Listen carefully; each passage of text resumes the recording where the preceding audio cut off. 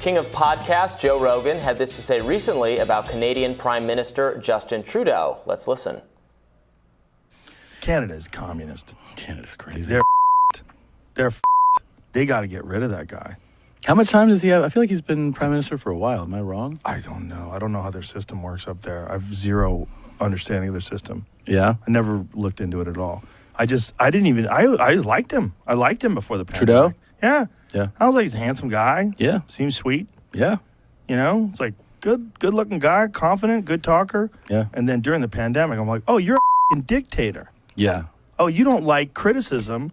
You're trying to shut down criticism by saying that all your critics are misogynists and racists. Yeah. You hear he said that about the trucking people, the truckers? He called them all misogynists and racists. Oof. Yeah, he's gross. He's a sketchy guy. Yeah, he's gross. He's a sketchy guy.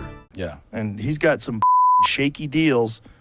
I would like to see like where the money is coming from. Like why do you want everybody to get injected every 4 months? They don't need that anymore. Like what are we doing? What are you doing? You can't even get into Canada unless you're vaccinated. Can't get in? No.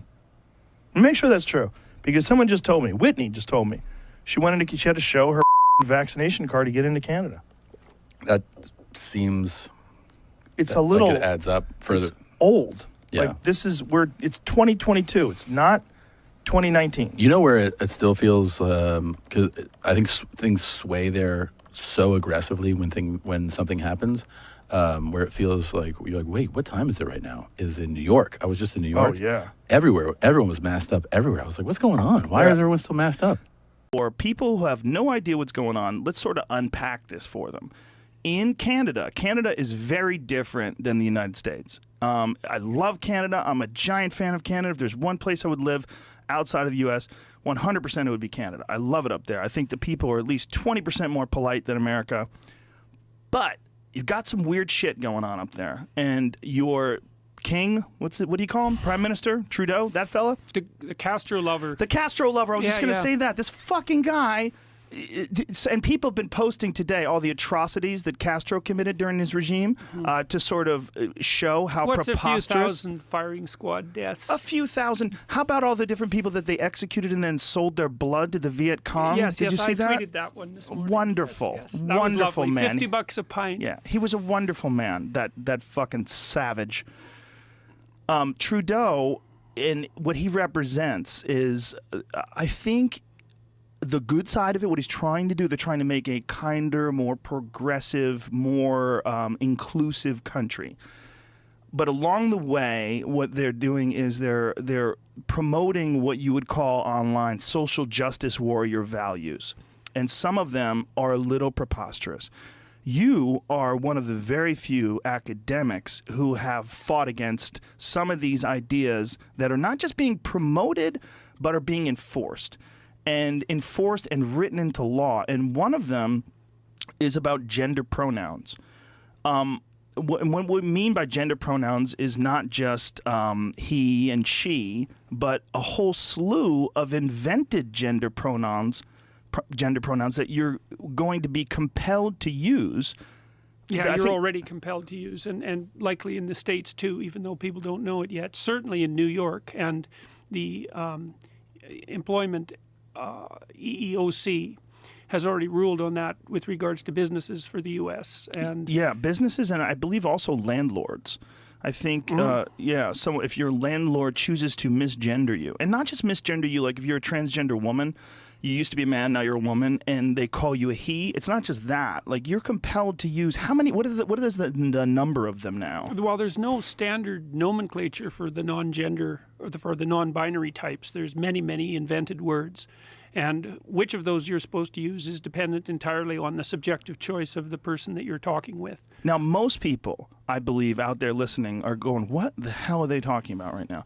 We're talking about as many as 70 plus invented gender pronouns like Z, XE, Zer, HIR, a bunch of weird ones. And this is for people that don't necessarily think they're a he or a she.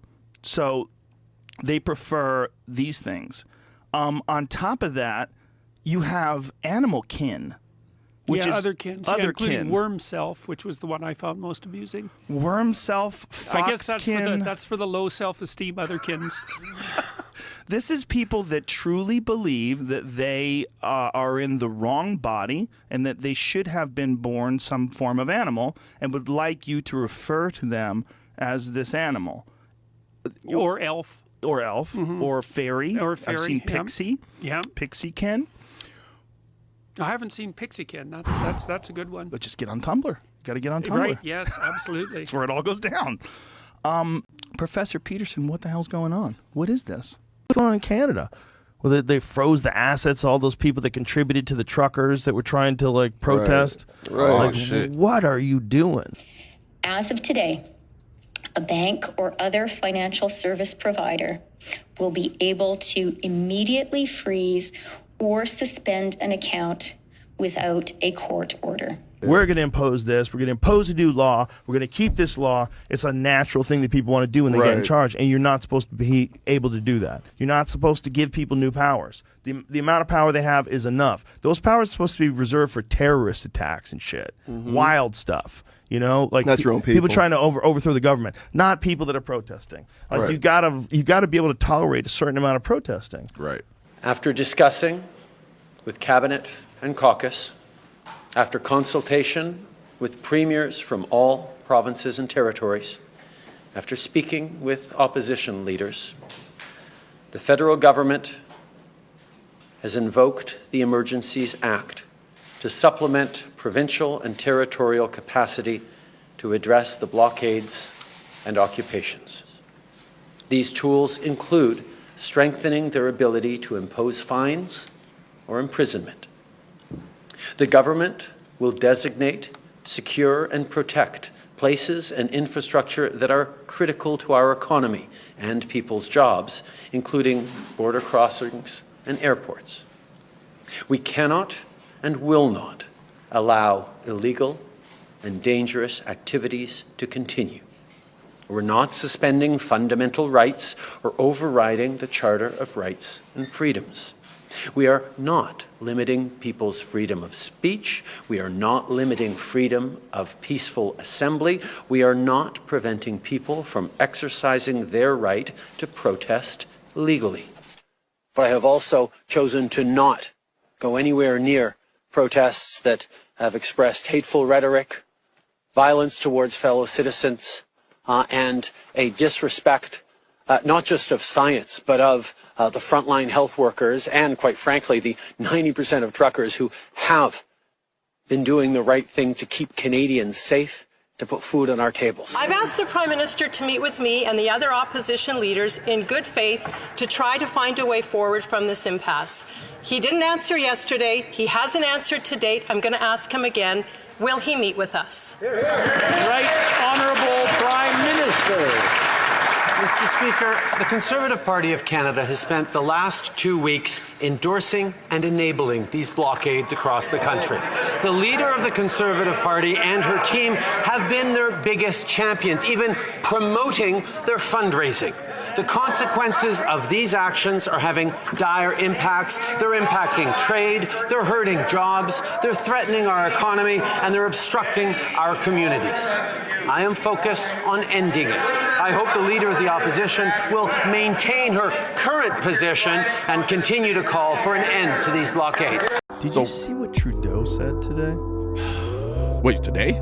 Did you see I'll send it to you, Jamie, because it is fucking wild.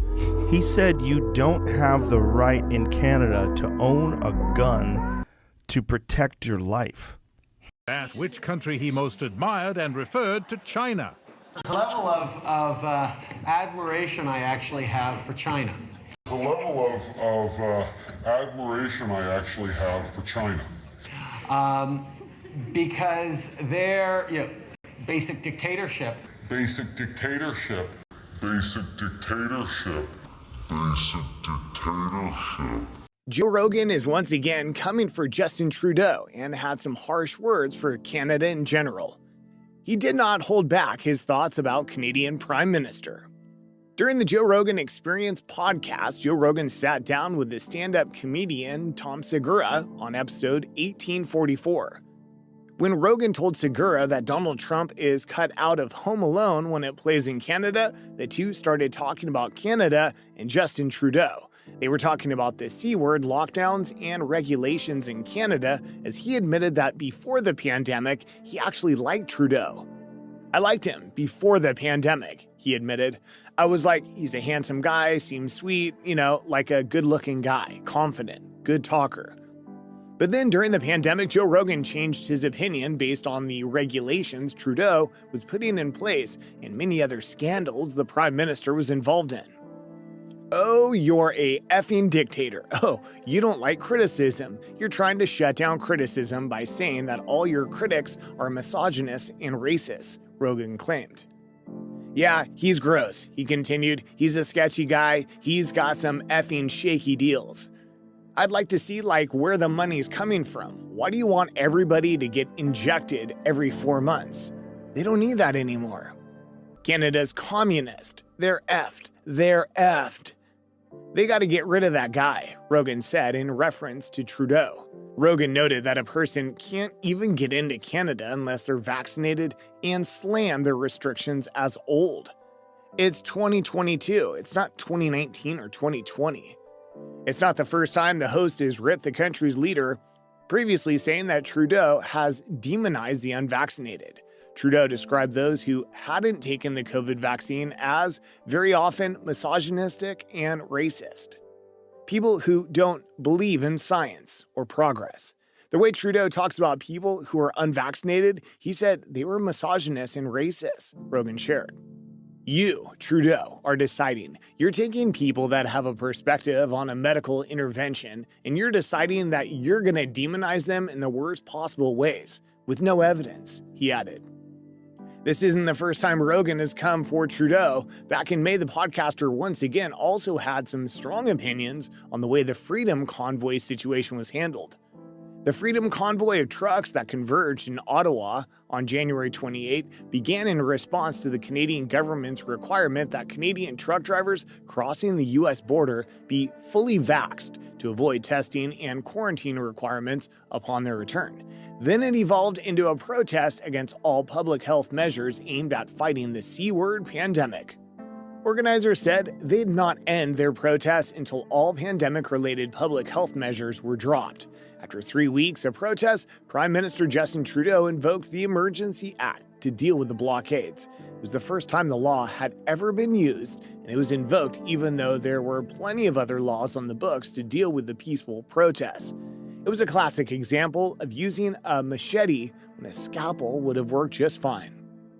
The act gave the Canadian government broad powers to restore order, ranging from placing significant limits on peaceful assembly to prohibiting travel to requiring financial institutions to turn over personal financial information to the Canadian Security Intelligence Service and freezing the bank accounts of protesters and anyone who helped them.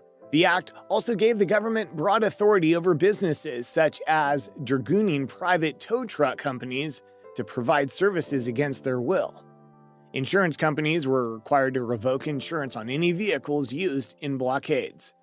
Then, when you have what's a creepy effing dictator for a prime minister, that's what he is, the way he behaved during this thing, just the disingenuous way that he communicated, it freaked me out because I never thought that guy was like that, Rogan said. He also took a bite out of the Big Apple, criticizing New York City folks for still wearing face masks in indoor public locations. As you can see, Joe Rogan doesn't like Justin Trudeau at all. Yeah, he's gross. He's a sketchy guy. Basic dictatorship. Peaceful protesters here being trampled upon by mounted police, some of them being pepper sprayed in Canada. It's so unfortunate that these are the same countries that lectured India during the farmers' protest. So sad. Your New World Order will lead to nothing. It'll lead to ruin. There's a level of admiration I actually have for China.